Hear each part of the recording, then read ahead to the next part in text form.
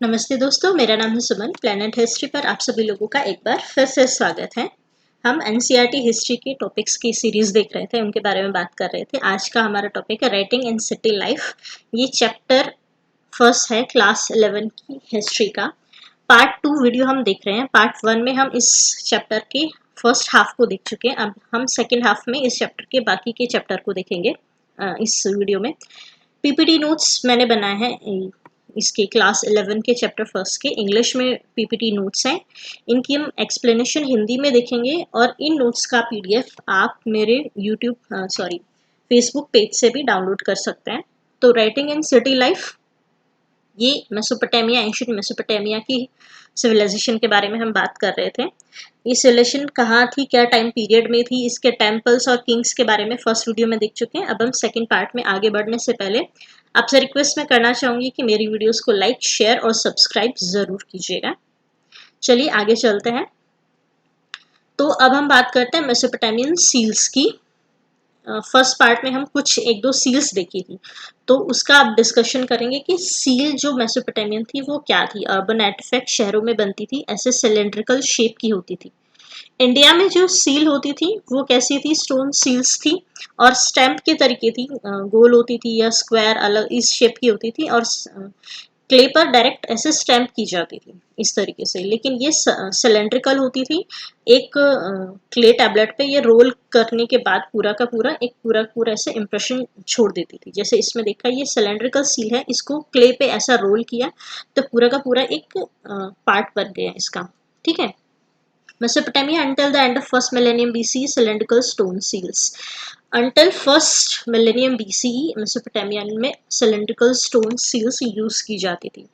Pierced down the center were fitted with a stick and rolled over wet clay so that a continuous picture was created. Clay पर ऐसे role की जाती थी ताकि एक continuous picture create हो.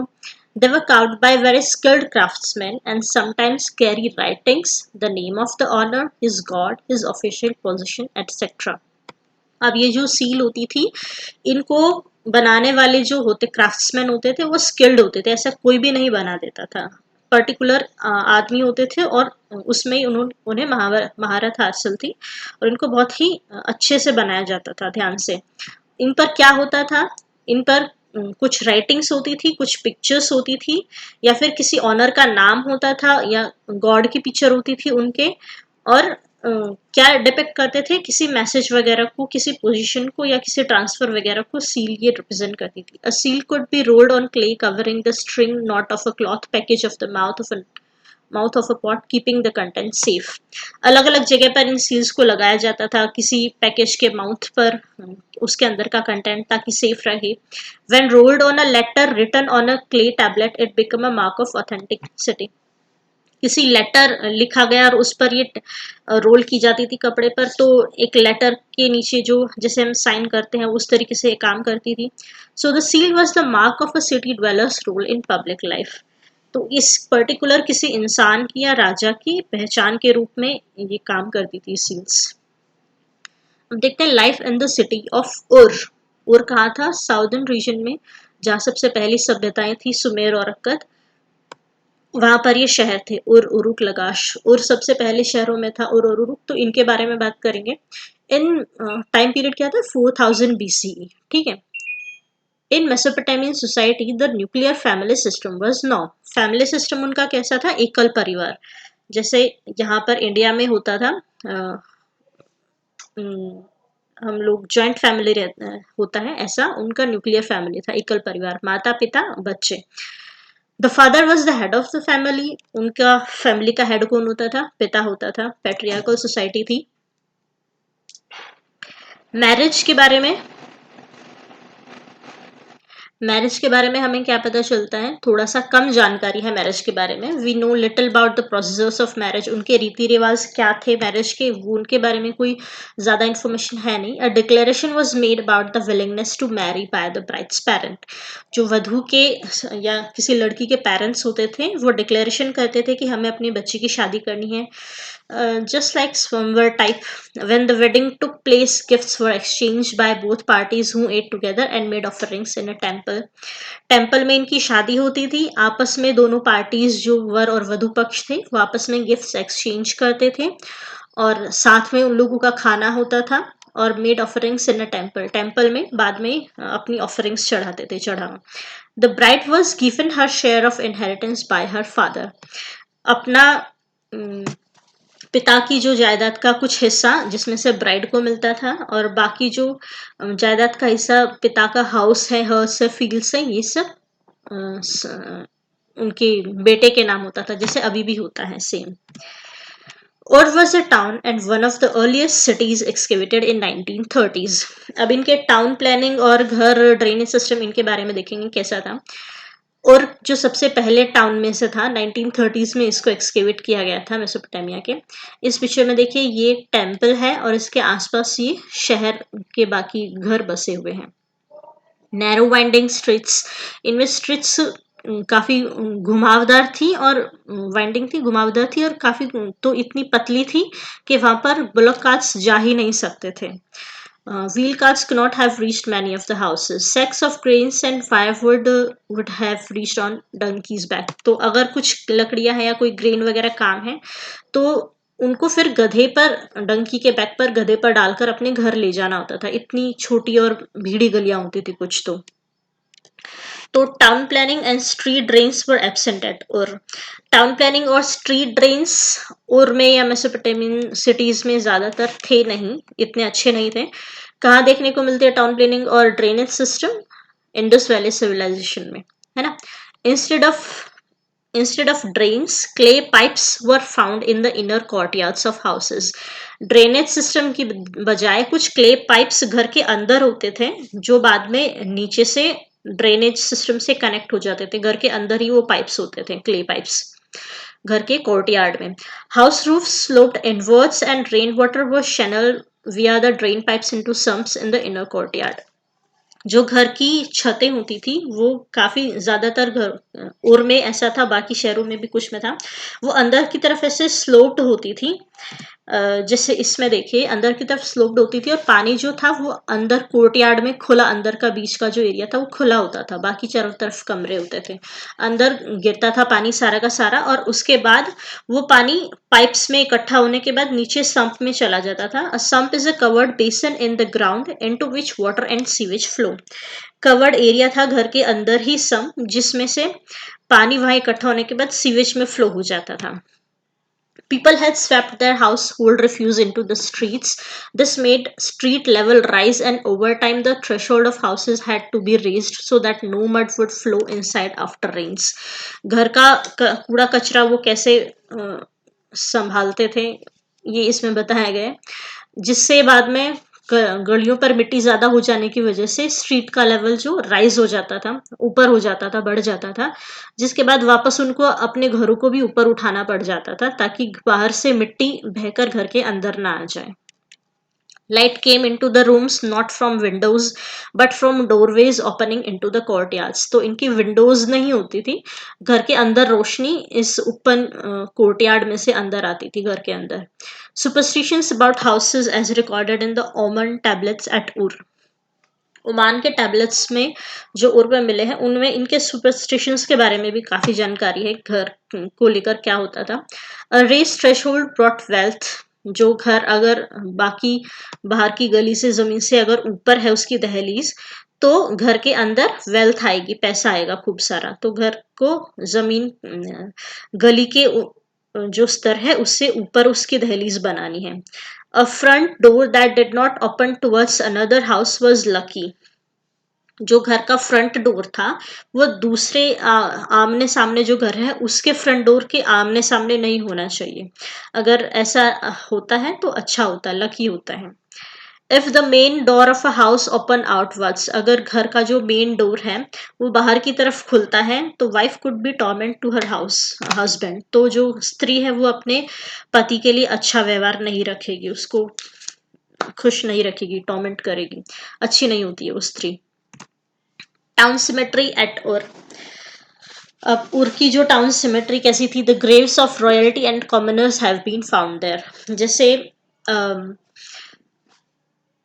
क्या बोलते हैं, जहाँ पर मुर्दों को दफनाया जाता है, ऐसे ग्रेव्स वहां पर मिलती थी। बहुत ही कम ऐसे इंडिविजुअल्स थे, बहुत ही कम लोग होते थे जो मरने के बाद लोगों को अपने घर में ही दफना देते थे। ऐसा बहुत ही कम होता था। वो अलग से शमशान घाट जैसे, मतलब ग्रेव्स होते हैं वैसे अलग से बनाए जाते थे जहाँ पर लोगों को दफनाया जाता था।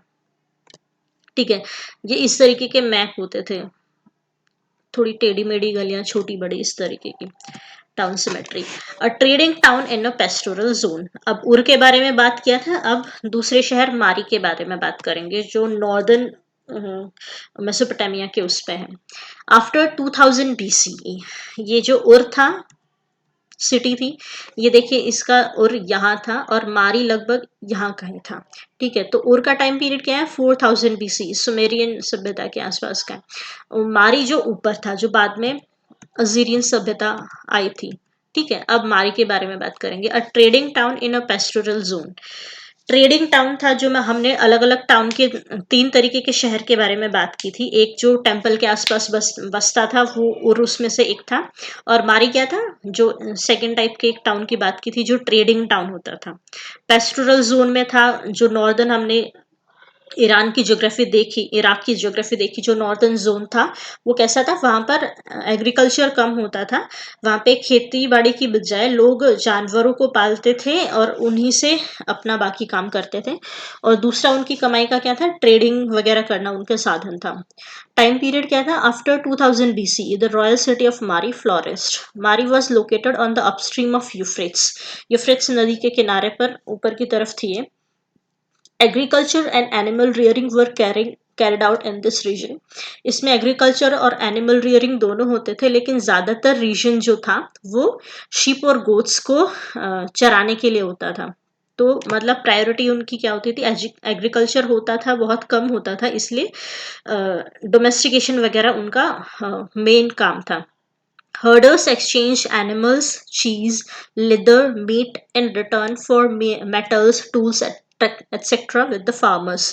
तो मारी के जो लोग थे उस टाउन के, जो जिन्हें हर्डर्स कहते थे, चरागाह कहते थे, वो अपने जानवरों को उनसे मिले बाकी उत्पाद को बाकी लोगों से एक्सचेंज करते थे। किसके बदले, मेटल टूल्स के बदले या अनाज के बदले बाकी आसपास के गांव से या सिविलाइजेशन से एक्सचेंज करते थे उन चीज़ों को।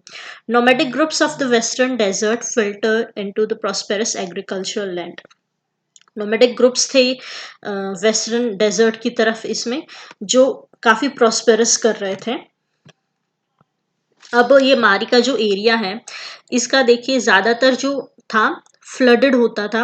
इसके अलग अलग जोन कैसे हैं, जो ग्रीन वाला है बिल्कुल मारी के पास में है, सॉरी यूफ्रेट्स नदी के जो बिल्कुल पास में है, वो क्या कैसा एरिया है, land flooded each year, late spring grazing.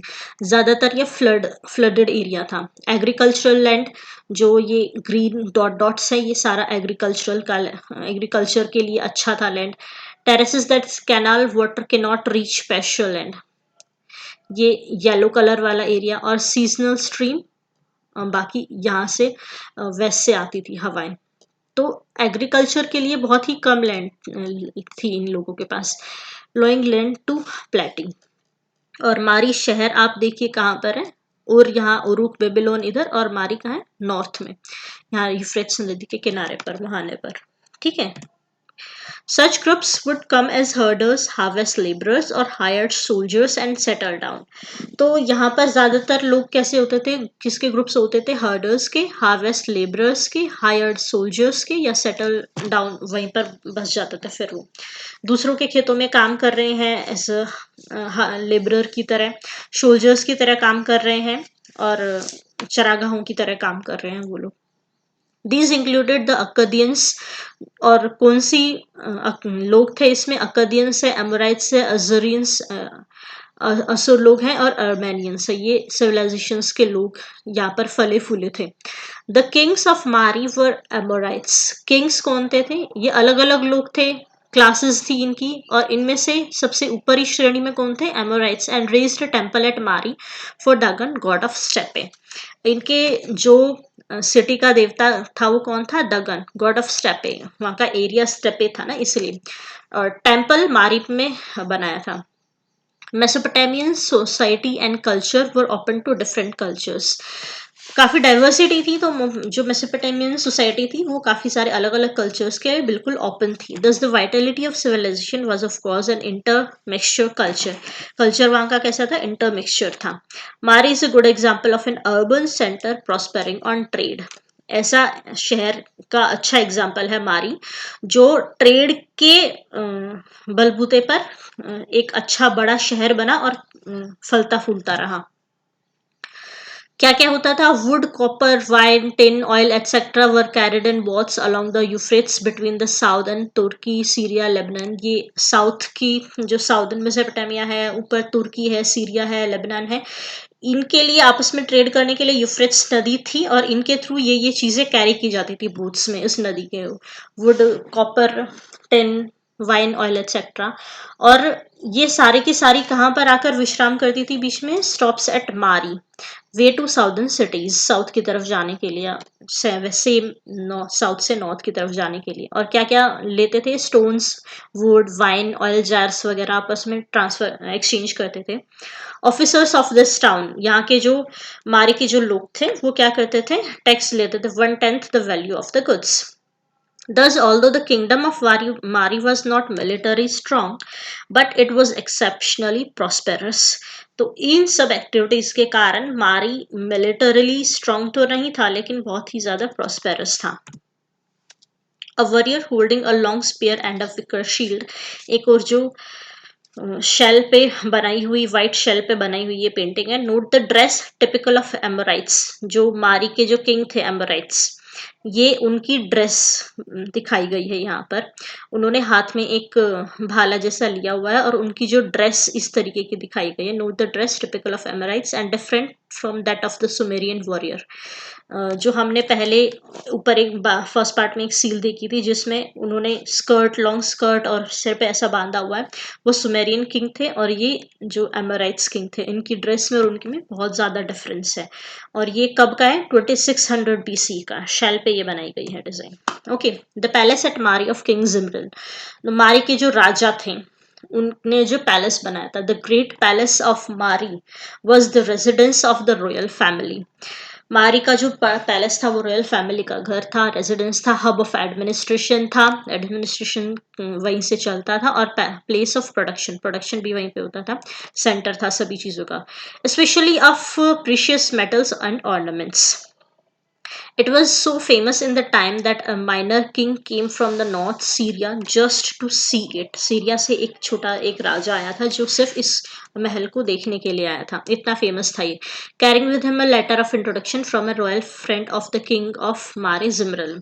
Daily lists reveal that the huge quantities of food were presented each day for the king's table. बहुत सारा खाना बनता था राजा के वहाँ पर। Flour, bread, meat, fish, fruit, beer, wine. He probably ate in company of many others. काफी सारे अपने रॉयल लोगों के साथ मिलकर ये खाना खाते थे। कोर्टयार्ड नंबर 106 में, paved white. You will notice from the plan that the palace had only one entrance on the north. इस पूरे पैलेस का सिर्फ एक ही एंट्रेंस था नॉर्थ डायरेक्शन में। The large open courtyards such as 131 were beautifully paved. एक बहुत ही बड़ा courtyard इसमें था जहाँ पर शायद प्रोडक्शन की एक्टिविटीज चलती होंगी।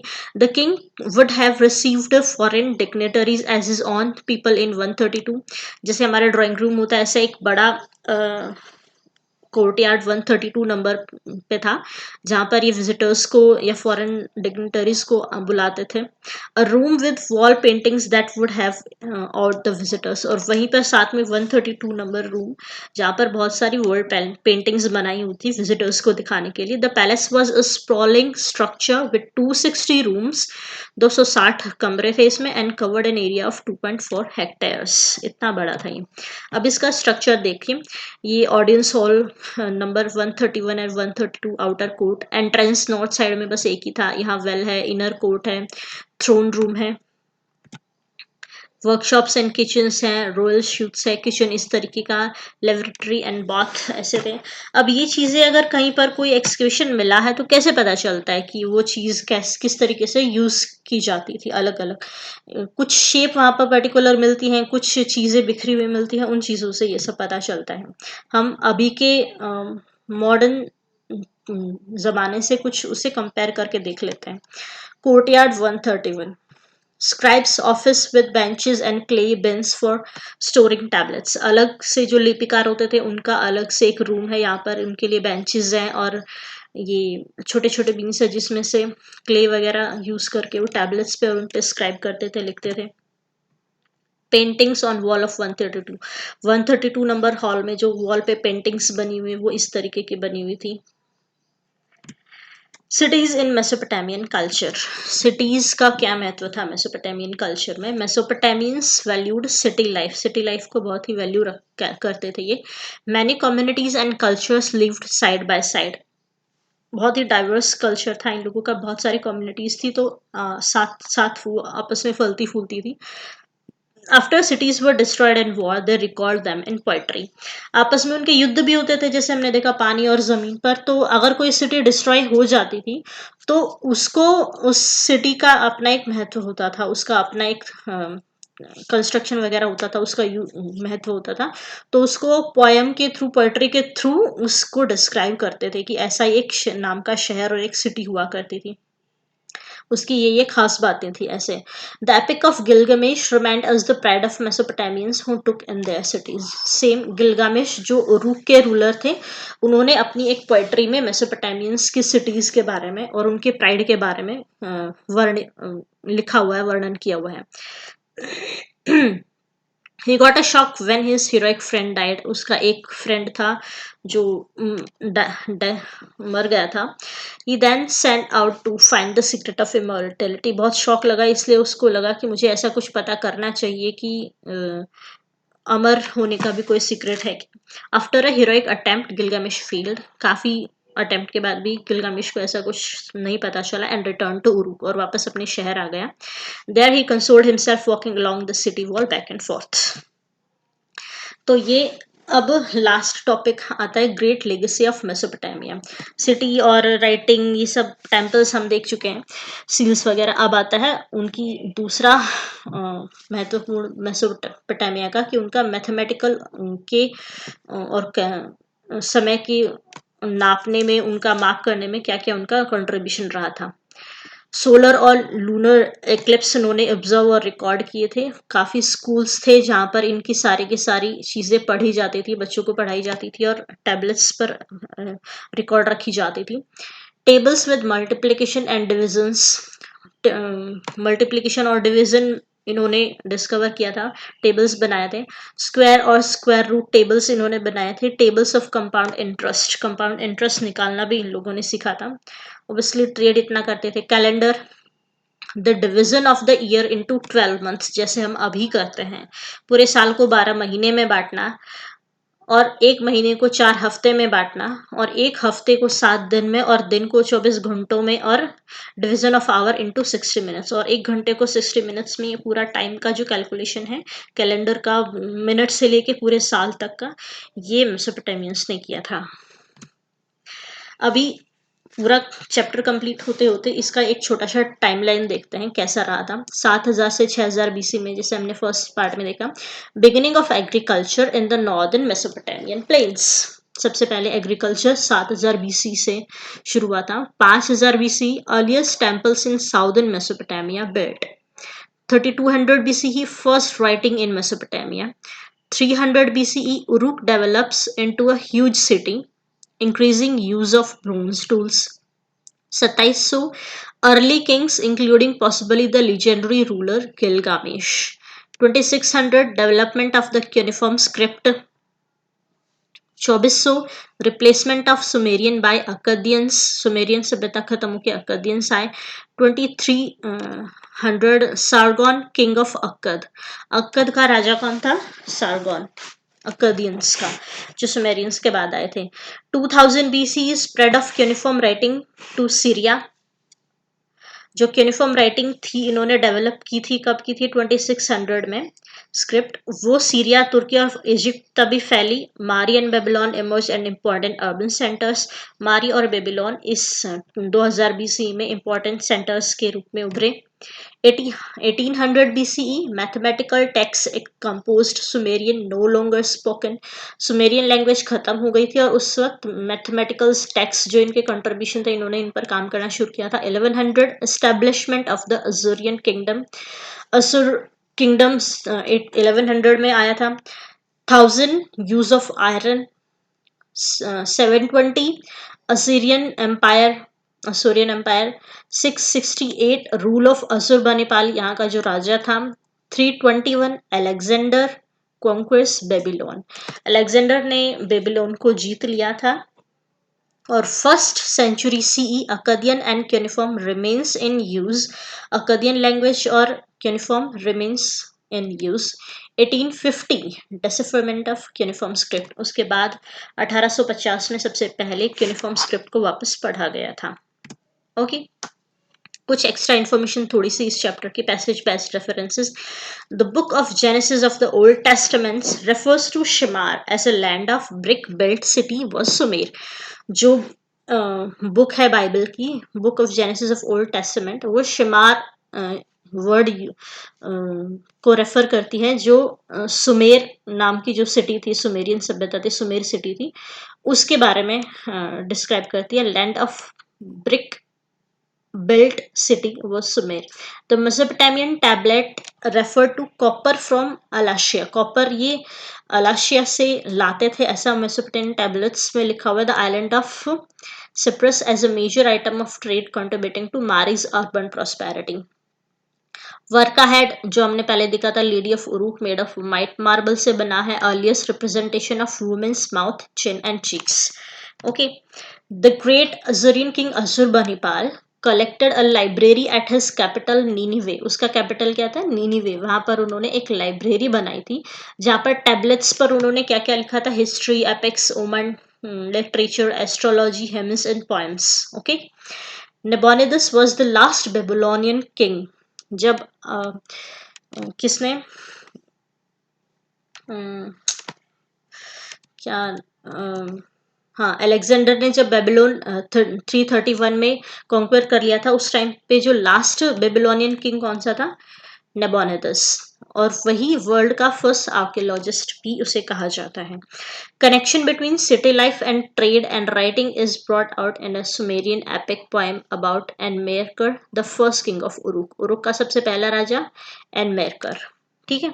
The palace of Mari of king जिमरलम।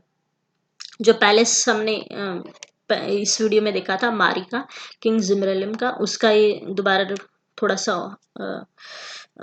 Reminder है। वन एंट्रेंस था नॉर्थ में, उसका सिर्फ एक ही था। ओपन कोर्टयार्ड्स उसमें थे, ब्यूटीफुली पेव्ड, एंड 260 रूम्स उसमें थे। ठीक है, ये सब मैं आशा करती हूँ आपको अच्छे से समझ में आ गया होगा। तो 11th चैप्टर का पार्ट 2 वीडियो भी खत्म हो गया है। पार्ट 1 अगर आपने नहीं देखा है तो मैं आपको डिस्क्रिप्शन में उसका लिंक शेयर करूंगी, जरूर देखिएगा, तब आपको पार्ट 2 समझ में आएगा। तो ठीक है, आज के लिए इतना ही। फिर मिलते हैं नेक्स्ट वीडियो में चैप्टर 3 को लेकर 11 क्लास के। ठीक है, आज के लिए बस इतना ही। चलिए मिलते हैं फिर। जाने से पहले मैं आपसे रिक्वेस्ट करना चाहूंगी, जाने से पहले अगर आपने मेरी वीडियो को सब्सक्राइब नहीं किया है तो सब्सक्राइब करते जाइए, लाइक कीजिए, शेयर कीजिए। बाय बाय, फिर मिलते हैं।